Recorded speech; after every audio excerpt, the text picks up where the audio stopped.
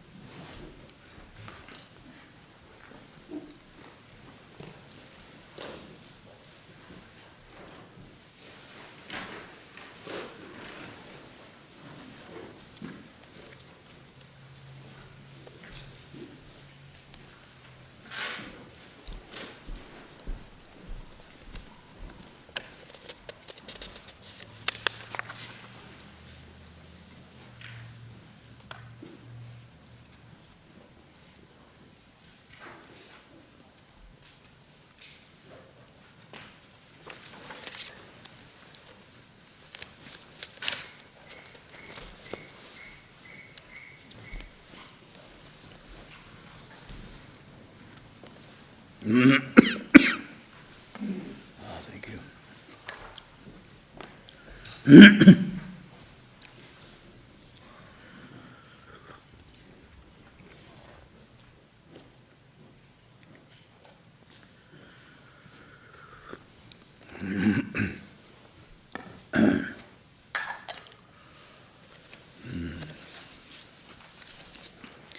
Okay.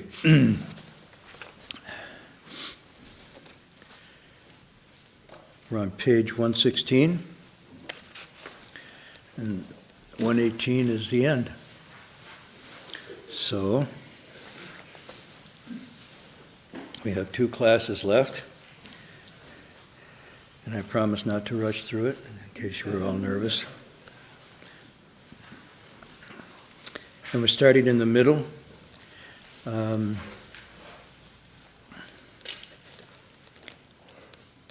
After the Master had recited this verse, he said, "All of you, take care. After I pass away, don't indulge in worldly sentiment. If you cry tears like rain, receive condolences, or wear mourning garments, you are no longer my disciples." All of this runs counter to the teaching, or teachings. You could have plural there. Just recognize your original mind and see your fundamental nature. That nature is neither active nor still, it neither comes nor goes. It is both unborn and undying. It goes beyond right or wrong, and neither stays nor leaves.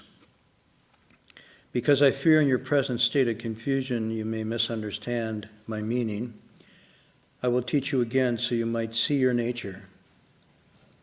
If after my demise you cultivate according to this, it will be as if I were still here.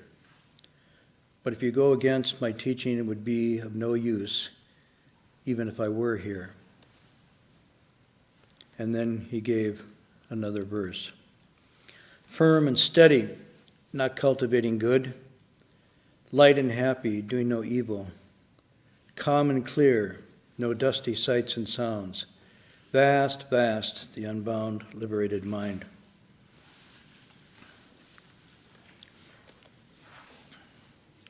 So this is the very last words, almost, except for his actual saying, "I'm leaving," which occurs into the last passage. There's a lot going on here, and I tried to read this. I think part of close reading requires a little imagination or informed imagination to try to imagine what is actually going on in this situation. This time it's for sure he is leaving. When previously he said get ready and so forth, there's still this passage of time in between his first announcement and now it's clearly his final announcement that he is about to leave. And at the same time, there's different layers here. I think there's a philosophical content that I want to go into because this is in fact a very clear, direct teaching. And I also want to show a little bit tonight that this really accords with the teachings that go back right to Shakyamuni Buddha, and actually mirror some of the same content when the Buddha was passing. But also I want to go a little bit into the psychological, emotional, because there's two layers going on here. So the first one, in between this, there's a kind of pushing at them, challenging them, kind of being a little harsh as a teacher. He says, but you have to sort of imagine, he says, if you cry like this, you're not my disciples anymore. I don't take this as too harsh, but he's actually indicating a kind of fatherly uncle relationship with them to sort of get them to stand on their own.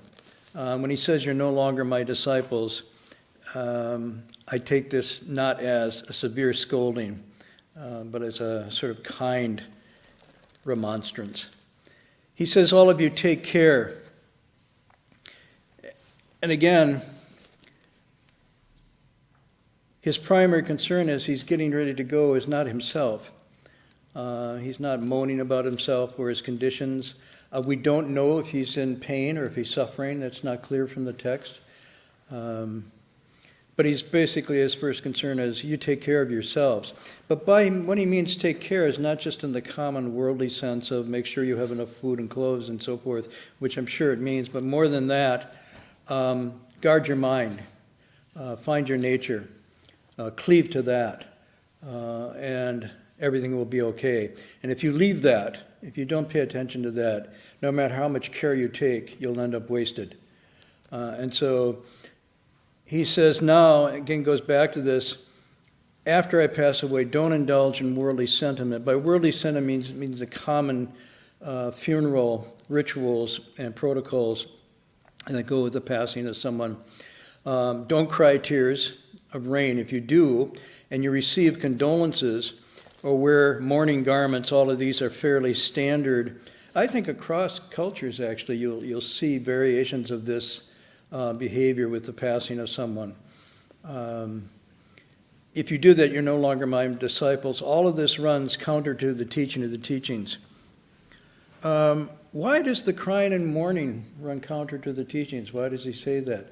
He doesn't say, I personally will be offended or upset that you do this. He's actually saying this doesn't have principle to it. It's not about me, the person, it's about principle. Why is it the case that these sentiments or these expressions run counter to the teachings? Is it self-indulgent? How's that? Self-indulgent. Self-indulgent, because, they ostensibly are showing their sadness at his passing, right? But what do you mean by then self-indulgent? In particular, he's saying, don't try and get sentiment from others. Don't try and drawing attention to yourself because of your loss. Mm-hmm. That's what it seems like to me. He's warning against making this about them. And what? Making this about them. Yeah, making this about them, or ironically, making this about him. Right, that too.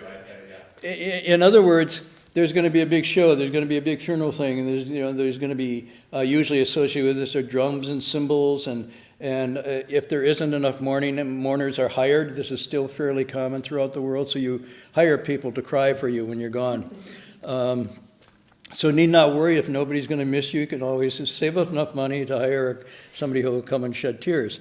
But the reason, there's two things going on. One, I think you're right. He said you're looking and you're taking your inherent wisdom and transferring into this emotional display and outflowing, literally outflowing, not just outpouring, but an outflowing. Moreover, you're wrongly paying attention to me and thinking, this is about me, this event is about me and my passing. The reason this is interesting, he's just saying, instead of this, you should recognize your original mind and see your fundamental nature. And in both of these, the character here, although we use fundamental and we use original in the English, it's just bun. It's fundamental, basic. But it also means always present. It doesn't mean fundamental in the sense, or original in the sense that it goes back to a time, early time of something. But it's at root basically who you are as a person. And this is what he's calling them to pay attention to. In other words, don't look at your worldly feelings and emotions that are arising, and don't look at me, but recognize your mind and see your fundamental nature. So he's drawing their attention back away from his passing and from their emotions and saying, if you look at that, if you understand, then going to the end, you realize there's nothing to cry about. Now this is pretty strong, but he's saying, and if you don't recognize it, then you've been wasting your time. You're not really my disciples. So this is a very interesting turn here, because at the end he says, if you recognize it, if you see it, and you truly understand it, then you cultivate according to this, it will be as if I am still here. I'm dropping down to this next passage. If, on the other hand, you go against this teaching, which is of the nature, that's what the teaching is. It's not, a particular lecture that he gave, but he's saying if you go against this teaching that you are whole and complete with that nature, and that's what you need to attend to, then even if I stayed, it would be no use. So really, he's really taking himself out of the picture. And in a sense, he's actually saying, I shouldn't have been in the picture all along if you'd been doing this right. So it's very, very skillfully done. At this last moment when I'm leaving, you can use it as a test, he's almost saying, to see where you are in your cultivation. If your emotions are arising and you're feeling this worldly sentiment, as he calls it, then you haven't really been attending to your nature. And if you think you're at a loss because I'm gone, then you haven't figured out what I was as a teacher, what I was doing. I was merely pointing you to the way. I wasn't your guide and mentor. Yeah. I was also looking for something in here where he might be indicating that you should not have those feelings either. He doesn't seem to be saying that. He doesn't seem to be saying, don't be sad. He just says, don't engage in the theater of mourning, essentially. And I think that's an interesting expression, a theater of mourning. But also it's a cathartic release of some tensions that they have in their system. And he's saying if you're at that point, you're still not relaxed and at ease the way you should be if you really understand the way things are. So either way, you can use this as a huge mirror of testing, finally, where they've come to. The other thing that's critical about this, he says don't indulge. And I think that your point is well taken. It's not that he feels, they wouldn't have these feelings or they wouldn't have a sense of loss and grief. He simply says, turn them. And this has been his constant message throughout the text. He never says that these feelings, these emotions, these desires, these anxieties won't arise. He's saying they probably will. But the key is at the place of turning, which goes back to his earlier verse. If in that place you cannot linger on these things, then you'll always be in what he calls the dragon samadhi, the naga samadhi, which is this balanced equanimity. So here, if they arise, recognize that, recognize where they're coming from, and as in your meditation when states arise, don't repress them and don't indulge them, but simply see them for what they are and let them go. So again, I think it's critical here that it would be, I guess naive, but almost unrealistic to think that they weren't having strong feelings and emotions at this time. But at the same point, he's saying, this is what it's all about. We're all going to die. We're all going to pass away. So recognize that when your time comes, these feelings and emotions you have aren't going to serve you very well. Even less so are they going to serve you for attaching to me now. Somebody want to? Yes? Chuang says something very similar Zhuangzi, When he's about to die, he says the same thing that I think either his wife or his disciples, like, we shouldn't mourn that I'm dying. He said you should make a celebration, not make a celebration. I don't remember the passage. anybody, do you know what she's talking about? She's talking about a passage in the Zhuangzi? I think there's two passages. I think there's Okay. one after the passing of his wife, where some of his friends come to visit him to offer their condolences, and they find him singing and beating a drum, and they're not, not sad songs, but happy songs. And the other story, I think, is where he instructs his own disciples about after he passes, and he suggests that they don't get any funeral tomb or whatever, but they just put him out so that the animals can feast on him. That would be a great, beautiful thing. Something like that. I think it's those two. I'm remembering more of the wife one. Yeah. Yeah. So, well, there's a couple passages, and this occurs throughout. And so the question is, what's going on here? Why are they doing this? Now, Zhuangzi's case is pretty obvious. He uses a contemplation. When the friend comes to visit and sees him, his wife's in the other room laid out, and Zhuangzi's going da da da da da da da da dum boom boom da da. And the guy just thinks, oh my gosh, he's gone over the deep end. What is wrong with you? Your wife is in the other room lying and dead, and you're here doing this. And he said, well, don't misunderstand me. At first, I did fall into the worldly sentiment and grieved and whatnot. He said, but then I contemplated, I thought about it, and thought, well, just like the seasons of spring, summer, fall, and winter, each human life has its period of coming into being, of dwelling, the autumn, and then it's gone. This is a natural flow of things. Why would I sit in this room and wail and moan against things that are natural and inexorable and the way of things, and disturb her going into her winter? Let her be and go into this. And he said he used it and broke through, in a sense, used a kind of wisdom contemplation. And wisdom, I mean, as things as they really are, and let go. And so he said, all things have their coming and going. There's a time for everything under heaven, and and so forth, like Ecclesiastes, and just let it be, let it be. But again, there's also another level that's going on here is these teachers, they really are incredible people. I mean, they're just not like your average teacher. And they're very cautious. On one time, they need to have affinities and to create conditions that are favorable to instruction with these disciples. And that sometimes means providing them with food and clothing and medicine and, comforting them when they're crying and getting them to calm down when they're overexcited and giving them advice and counsel. All of this is part of being a Kalyana Mitra.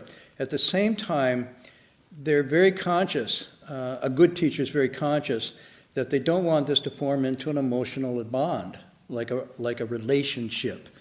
And so at the one hand, they have to do that very skillful, compassionate, kind, and sometimes harsh, but the relationship is very strong, and at the same time not feed that relationship, not fawn on it, and at this, make them feel as if they can stand on their own.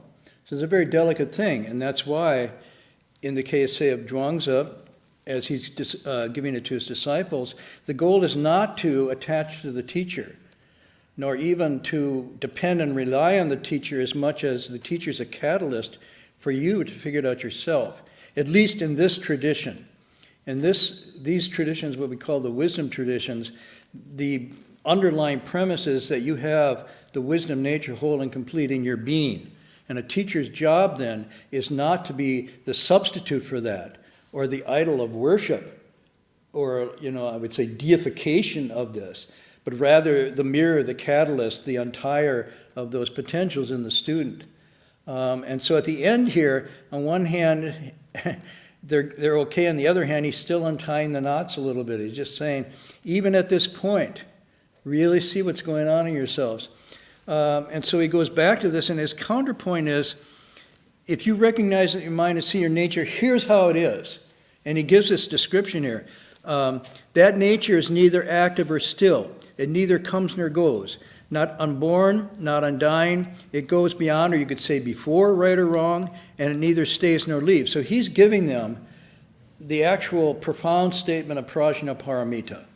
This is the final underlying meaning of all the teachings. This is where you get true emptiness is just wondrous existence. Let go, release your hold, have no attachments whatever, calm the mad mind that creates all these constructions and attachments and so forth. And at that point, everything's okay, no problem. Now, this, I have to say, is content philosophical, but we're not going to unpack this per se. Now you're thinking, oh, I was really hoping tonight that you would go into that. I'm not going to go into it in that way. I want to maybe say two things about it. Is one, he says, don't cry, don't rely on me, don't feel you're missing me, you've got it whole and complete, here it is, I'm going to say it to you again. Let the mind be unattached, clinging to nothing. Everything is whole and complete in you. Do not seek outside and so forth. And moreover, there's nothing to attach to. Banlai wui wu. There's not one thing to get. Okay? And these opposites, basically he's saying, these are false dichotomies. These are not the way things really are. This is a human construction based on dualism and primarily based on a self. And as a self then constructs everything around it, he said this is the whole avidya. This is the whole basis of confusion and misunderstanding. And he's basically saying, and this is really how it is if you can let go and break through that. So what he's giving them there is a repeat of the fundamental teaching, but also a very interesting, soothing, everything's okay, don't forget this. Now, we know from the text that this is a state of understanding that comes through direct knowledge and direct experience. It can be said or pointed to by words, which is what's being done here. But the actual realization of that has to be directly experienced. And it can't even be explained. So I would be really stupid if I tried to explain this passage. All I can say is what the texts say, this becomes evident to you as you cultivate. And the more you cultivate, and the more you remove basically the klesha of views, or what is known, and the klesha of your afflictions or attachments, this becomes totally evident. And you would say the same thing. It doesn't come, it doesn't go, it's da-da-da, because you know it directly and you realize it directly. This is, how shall I say it? As you realize and see that that dichotomy is false, and by realizing, by you let go and change yourself and reduce afflictions and become more and more pure with the precepts, concentration, and insight, and so on and so forth, this is not a philosophical, perplexing conundrum that you ponder, but rather it's like, duh, of course. And what happens in that process, not only does the dichotomy thin between these things, unborn, undying, so on and so forth, it actually no longer applies. And you then actually see it as a whole false narrative for what it is. It doesn't even hold you anymore when you're in the opposite. This is basically, the Avatamsaka says, and at this point, just like all Buddhas, someone who sees and recognizes fundamentally awakens to the truth of anatta, not self. That's what's being described here. And when you awaken to the truth of anatta, it's not so much a renunciation as a liberation from all these dichotomies. And you see that they never really did apply at all. They're like a dream, like an illusion, like a bad movie. This is called a non-self person. Or I like to say a non-self-self. Okay? So I want to make sure that you don't feel like, oh, there's no self. Then, no, don't go down that road. What it's meaning is that you are a non-self-self. Okay? Or you're a non-self person. You're still a person, but you don't have that constructed self like these. Okay? So now I'm a self-self, and now I'm a not-self, but I'm still a person. Okay. Just want to make that clear. Okay. Then, He says again, because I fear in your present state of confusion you may misunderstand my meaning. I will teach you again so you might see my nature, see your nature. Present state of confusion might be just referring to the pulsing grief that they're feeling right now. And those of you who have been through this and lost someone very close to you, and weren't completely free of all what's this worldly sentiment, realize that you lose it a bit. You're not grounded. You don't take care of yourself regarding eating. You don't get around sleep. You don't bathe properly. Your immune system goes into a kind of shock mode, and you're at risk of getting sick yourself. The emotions you have, on one hand, of both guilt that maybe you could have done more, should have done more to help and save this person. Also, guilt of survivor. I survived and they're going. And there could be feelings even of, at times I wish them not so well. I wish they were out of my life or something. And all this starts to come up at this time. I could have done more. I should have done more. And you, on one hand, and the funeral rituals across culture show this, there is this tension between wanting to hang on and the need to let go, and even the fear that if you don't let go, the dead will remain with the living. And so a lot of the rituals surrounding this are to create a distance between yourself and the one that's gone. And Xunzi is very good about this. He's a Chinese philosopher, and one of his comments was the point of rituals in regarding death often has to do with creating a psychological healthy separation. Now, if it happens over a slow period of time, you can sort of adjust. But even then, it's never adjusted. You think you're adjusted. My friend's been dying for 2 years or something, and I know it's going to happen. I know it's going to happen, but this doesn't know it's going to happen. And when that actually happens, the three-dimensional other is gone. Suddenly, there's this immense hole. And this is very hard to take. So what Xunzi is saying, the rituals and the attention to having a wake, having friends come, gradually in the funeral observation period for X amount of days, and then after these amount of months and these amount of years, what you're doing is gradually doing the separation that's natural and healthy. He says, if you don't grieve at all and don't have rituals, and you do it too fast, you'll enter a state of hyper-anxiety. You'll get neurotic, in a sense, we'd say in the Western sense, and you will not be at ease. You'll always be edgy. On the other hand, if you linger on it and take it too long, you become melancholy and depressed. So he's saying each person needs to figure out, but don't just poo-poo rituals and ceremonies around people passing because they have a purpose. For the dead, Xunzi said, I don't know. Who knows? Pretty much what Socrates says, I don't know what lies beyond the grave, but I do know the living. And he's saying for the living, this is really important. So don't see the funerary thing so much as something for those who are gone, but rather how you heal and become whole again. So in this sense, because I say, fear in your present state of confusion, you may misunderstand my meaning. I will teach you again so you might see the nature. And then he's very clear about this. This is not about seeing me. It's about seeing your nature. And all I've been about is to teach you how to see the nature that I see.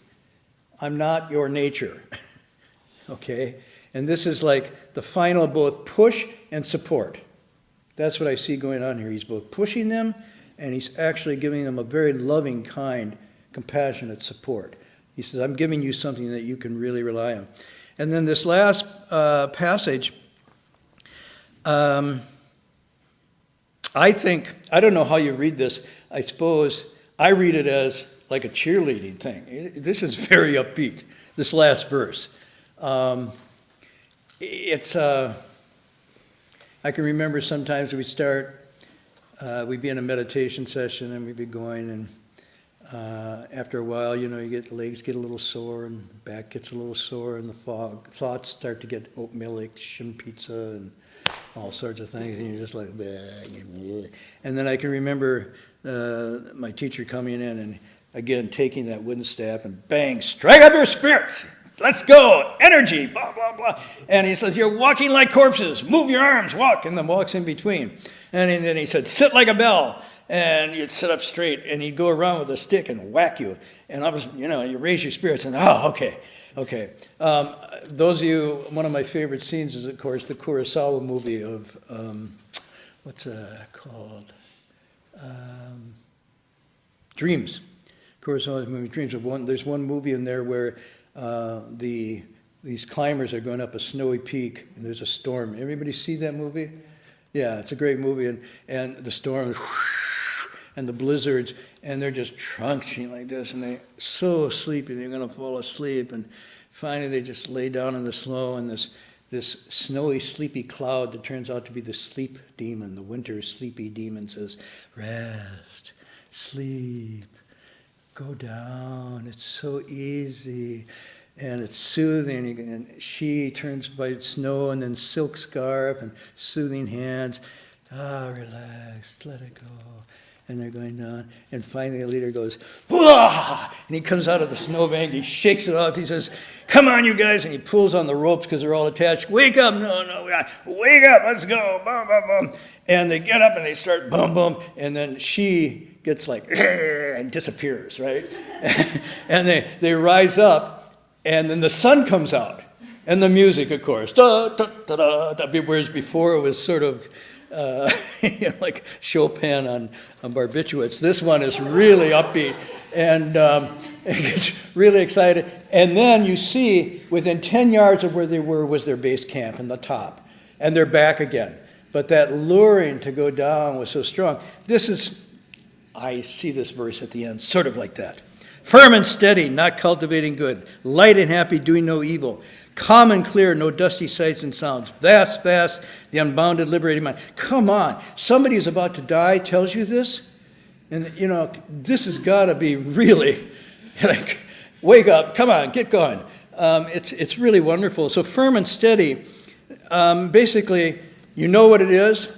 You've made your resolve. Do not retreat, no matter what obstacle comes. All these obstacles are like dreams, illusions, bubble shadows. They could be your karmic obstacles, but as karmic obstacles, they are basically unreal. They are empty. They come into being because of certain actions, and they're sustained by certain causes and conditions, and then they pass away. They have no thing of their own. So you can be firm and steady. Not cultivating good doesn't mean, now that's why you put cultivating in quotient, doesn't mean not doing good, it's just not attaching to it.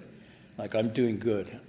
And the reference here could refer back to the wonderful emperor earlier, Liang Wudi, who said, did you recognize my merit and virtue, how much good I've done? He said, no, that's not the same. So it doesn't mean you don't do good, but it means you do it without the mark of reward. Light and happy, doing no evil. Very interesting that this turns out to be a liberating sense. In other words, by not doing evil, by not harming, the corresponding effect you feel is light and happy. Why? Light and happy. Anybody?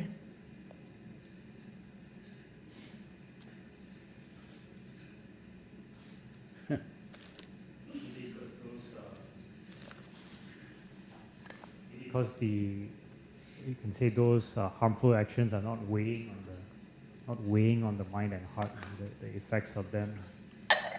That's a very the intention of doing it already creates a weight. If you, I'm going to do something that's not wholesome. The very thought of doing it before you do it creates a weight, and it creates a cloud in your nature. Then the act of doing it, it's even worse, because that grows and becomes more tumultuous and more stirring up the fundamental nature. And then afterwards, when you can start to see the ramifications of what you've done, it just gets heavier. So I think you're onto something when he's saying light and happy means you don't weigh yourself down with the karmic results of unwholesome actions, because they do have they have a purchase on your soul, so to speak. So this is pretty. Also, at the end of the Kalama Sutra, there's a section where the Buddha says, even if you don't believe in next lives, the reason you do good is because in this life it feels good. It's really straightforward.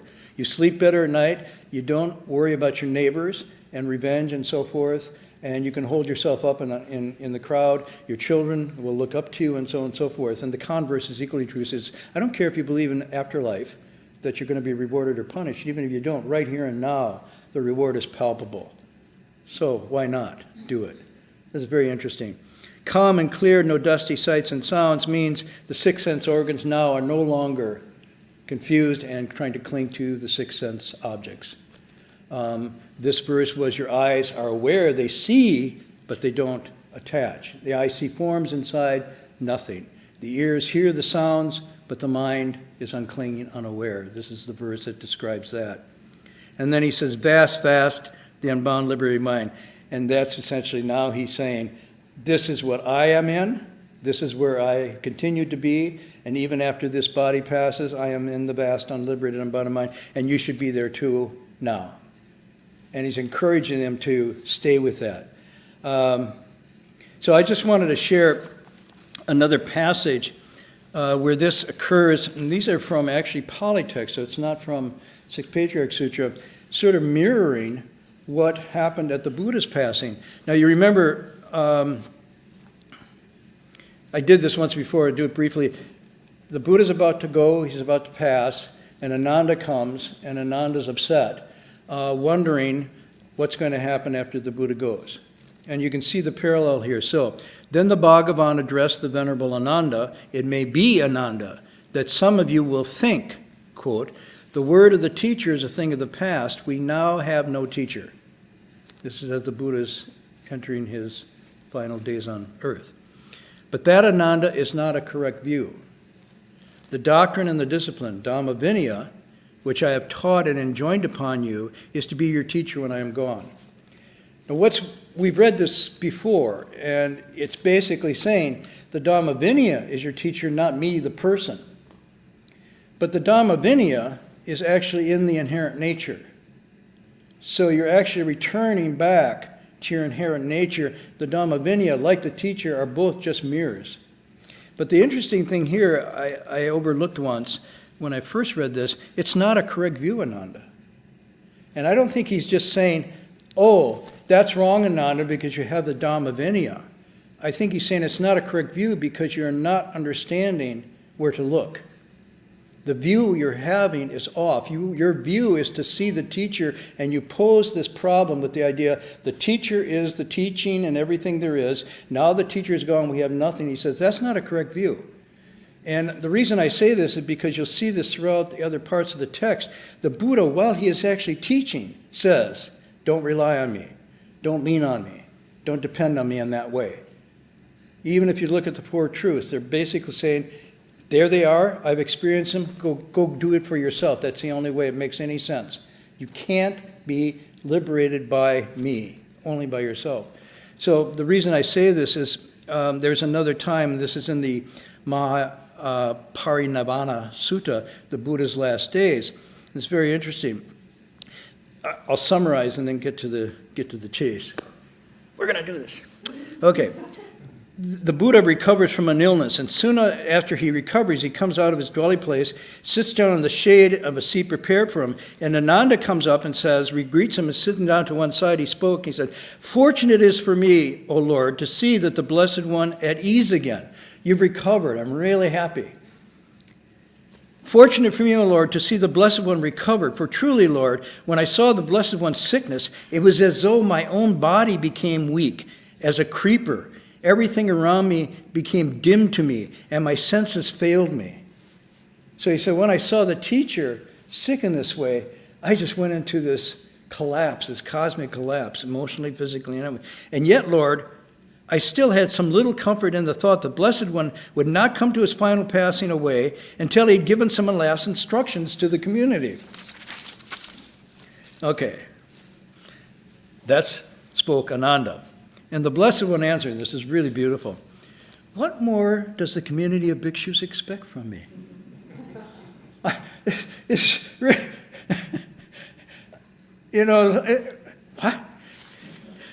Ananda, what do you expect from me? I've set forth the Dharma without making any distinction of esoteric or exoteric. You know, there's nothing, Ananda, with regard to the teachings that the Tathagata holds to the last with the closed fist of a teacher who keeps some things back.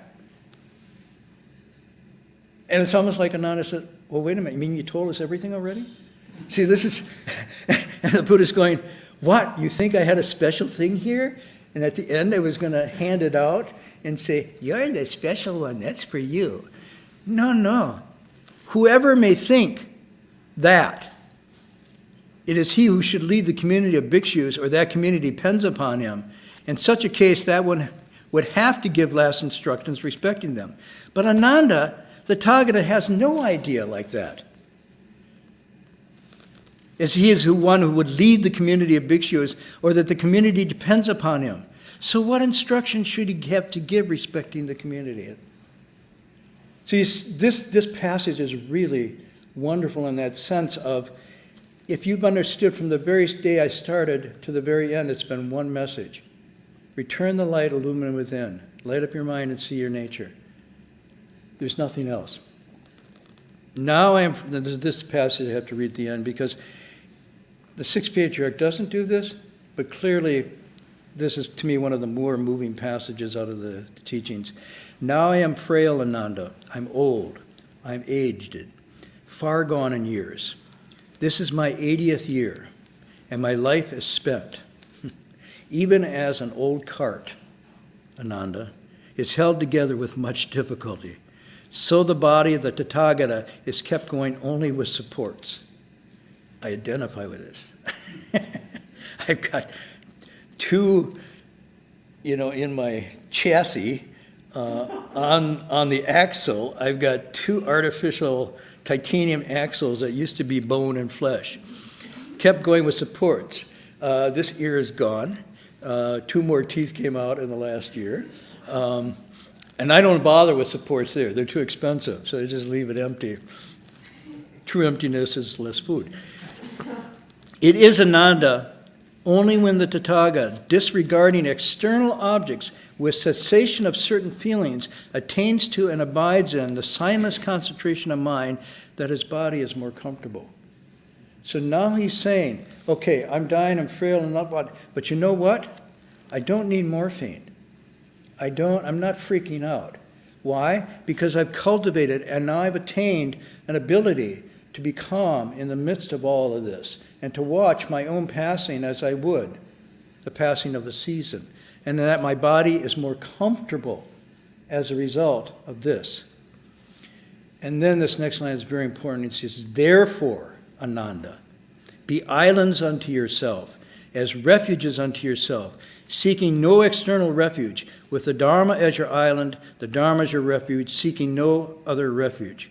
And now Ananda is a bhikshu, an island unto himself, a refuge unto himself, seeking no external refuge, with the Dharma as his island, Dharma as his refuge, seeking no other refuge.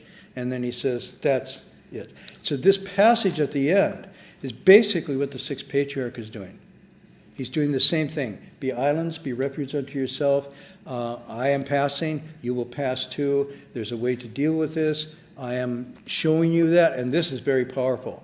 That he actually manifests at this passing time that something can happen with your cultivation that makes that going. In fact, he seems to be pointing to there is no coming or going.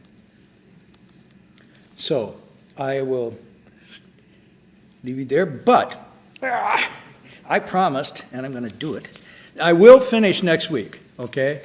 There's 2 more pages, but I got into poetry today somehow, and I promised you I would do another poem. So tonight I'm going to do 2.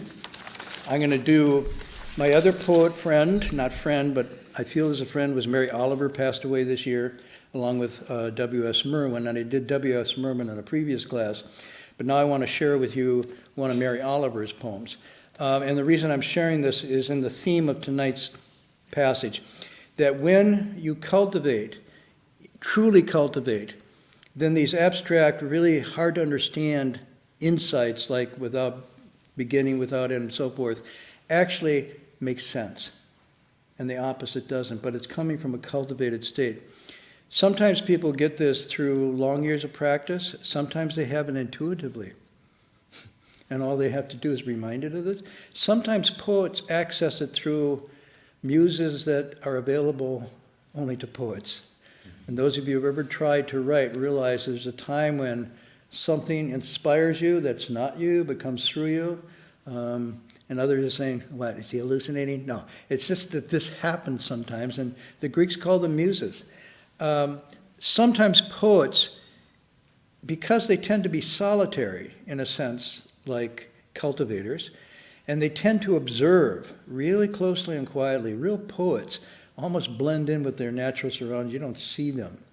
They're not making a fanfare, because they're doing what a Buddhist cultivator is doing, observing, observing, observing. Buddhas come about through intense and acute observation. And poets are along a trajectory that's similar to that. So I want to share this one tonight because it's sort of the feeling of someone who uses nature as their meditation topic and gets closer to the non-self self as a result. Okay, so let me read from Mary Oliver. I thought the earth remembered me. She took me back so tenderly, arranging her dark skirts, her pockets, full of lichens and seeds. I slept as never before, a stone on the riverbed, nothing between me and the white fire of the stars. But my thoughts, as they floated light as moths among the branches of the perfect trees. All night I heard the small kingdoms breathing around me, the insects and the birds who do their work in the darkness. All night I rose and fell as if in water, grappling with a luminous doom. By morning, I had vanished at least a dozen times into something better. That nature, erosion of the self, but the beautiful line, and this to me is true emptiness, wonderful existence. I had vanished at least a dozen times, emptiness, into something better, wondrous existence. Now, Mary, I don't think is a poet, but that conveys that. The last one, I had another one, but I won't do that. I'll just do this one. It won't take too much more time. This one comes from the idea of light and happy, doing no evil, vast, vast, the unbound, liberated mind. And so when somebody reaches or starts to enter this state, uncontrollably, they become different. And it's uncontrollable because it's so natural, they don't even think not to. It's so happy and light and natural. People around them go, what is wrong with you? But for them, it's like, what? Nothing. Why would you ask? Is there something wrong with you? So this one, I want to convey both the spirit and the language of someone who has, I think, entered into and is enjoying the state. And this is the famous poet Han Shan, Cold Mountain. And he says, I settled at Cold Mountain long ago. Already, it seems like years and years. Freely drifting, I prowl the woods and streams and linger watching things themselves. No agenda, I watch things themselves. Men don't get this far into the mountains. White clouds gather and billow, thin grass does for a mattress. The blue sky makes a good quilt. Happy with a stone under his head. Remember Oliver, stone? Let heaven and earth go about their changes. Cold Mountain is a house without beams or walls. The 6 doors left and right are open. The hall is blue sky. The rooms are vacant and vague. The east wall beats on the west wall. At the center, nothing. Borrowers don't bother me, nor robocalls. In the cold, I build a little fire. When I'm hungry, I boil up some greens.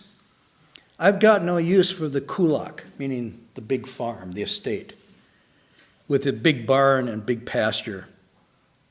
The person that has this. He who has that just sets up a prison for himself. Once in, he can't get out. Think it over. You know it might happen to you.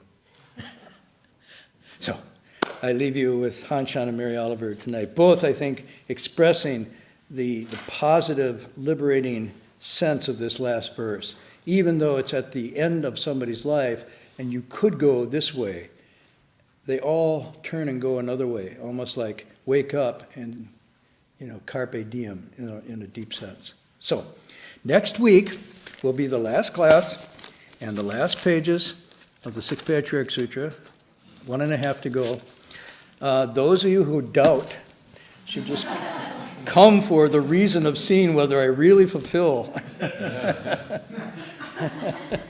Any questions or comments? By the way, I encourage you to look at poetry, because we get so heavy with the intellect and abstractions and philosophical ponderings and musings, and we forget that these too are just words, but sometimes poetic words point a little more directly than philosophical words. I'm not saying one or the other, I'm just saying balance it. If you read a certain amount of philosophy, check out some of the really bright poets, because there's a language of the heart and the soul that only they can hint at and reach. And often when you read them, you feel as if you're listening to yourself, not to them. But often you'll find in them many of the sentiments presented. And if these texts are about the true expanse of the human, then I'd be awfully surprised to find that some of the best poets don't overlap with these teachings. So, yes? I actually saw the documentary on Mervyn earlier today. Say that again? I saw the documentary on Mervyn earlier today. Yeah. The Third Whole World is Burning. And I just want to say it's really touching to see the documentary. I would definitely recommend it to anyone. Maybe if you didn't hear what Fed was saying, he saw a documentary today on W.S. Merwin, The Whole World is Burning. And I believe this is the one that shows him recovering the ground in Hawaii with his wife, yeah. And an interesting story in there about his encounter with a Buddhist teacher, which I won't do tonight. But if you haven't seen that, it's a worthwhile documentary to see. Occasionally they show it on PBS, but it's definitely worth seeing, because you're seeing a kind of life in quest and embodiment after many of these things. So you found it, yeah, good. I think if I see some of this class going off to remote wildernesses to, create little paradises, one could do worse. Anything else to announce, or?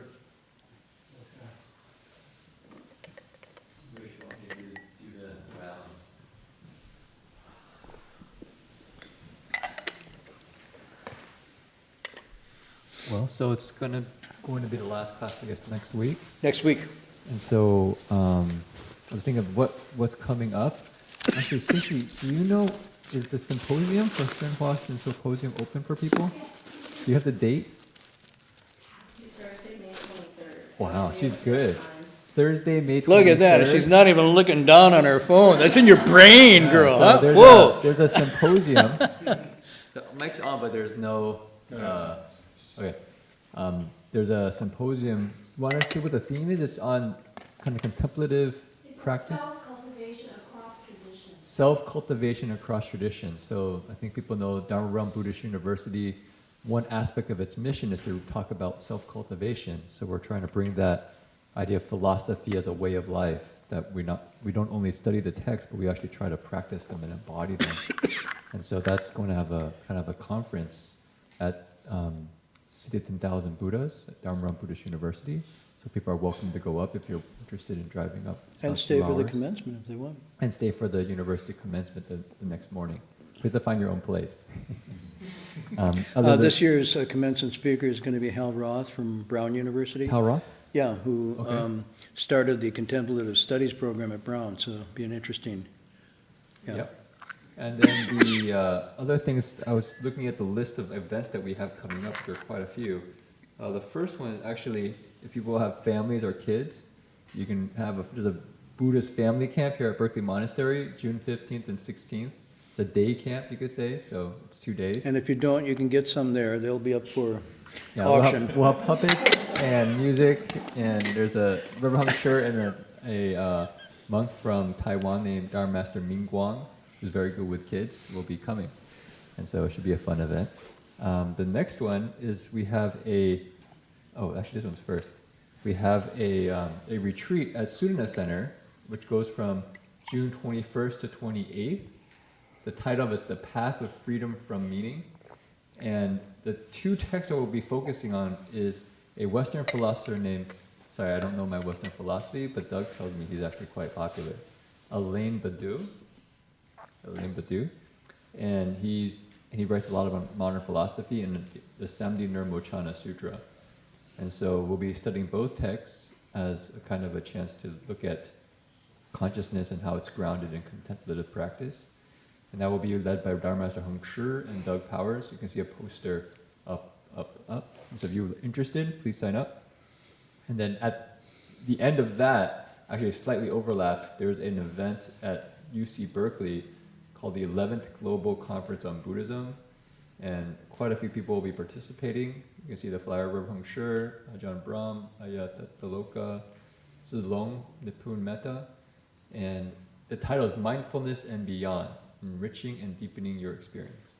So if you're interested, you can take a flyer as well.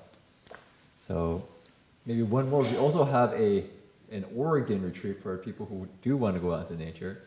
I don't know the dates of that. Do you remember? It's in July. This week we were going to announce that, right? In July. It's in, I think, mid-July before the Guanyin session. And if you want, it's oregon.berkeleymonastery.org. You can look it up yourself. And so if you want to join, please sign up. I think the spots go pretty quickly. So, yeah?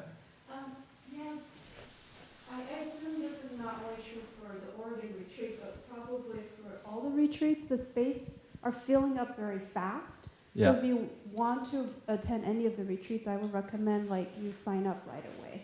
Yeah. Because we're probably will close waiting the list. Oregon retreat very soon, and it will end up opening the wait list. Wait list, okay. So yeah, so please sign up quickly. And then after that, there's the Guanyin session. So you can spend your whole summer doing Dharma events if you want. Okay, so we have our transference of merit.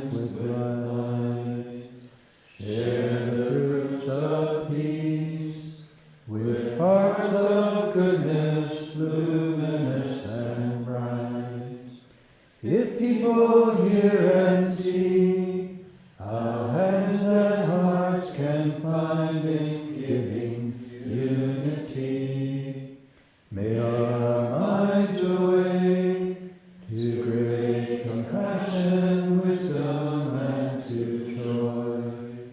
May kindness find reward.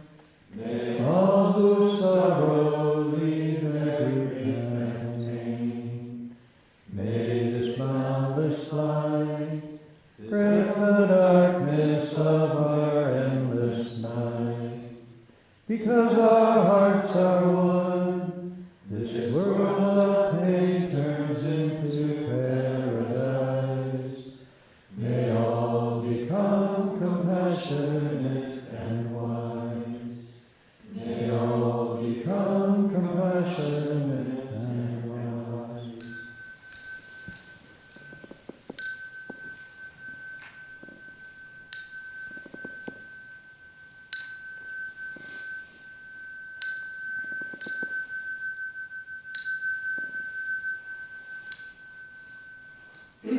Bow in respect to the three jewels.